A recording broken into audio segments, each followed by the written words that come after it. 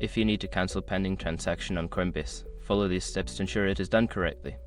Keep in mind that not all transactions can be cancelled once initiated.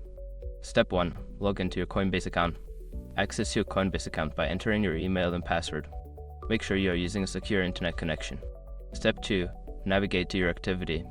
Once logged in, go to the Activity tab located on the main dashboard. This section displays all your recent transactions, including pending ones. Step 3. Find the pending transaction. Scroll through your activity list to locate the pending transaction you wish to cancel. Pending transactions are usually marked clearly. Step 4. Click on the transaction. Select the pending transaction to view its details. This will provide you with more information about the transaction, including its status. Step 5. Cancel the transaction. If the option to cancel is available, you will see a cancel button. Click on it and confirm your choice to cancel the transaction. If the option is not available, the transaction may already be too far along to cancel.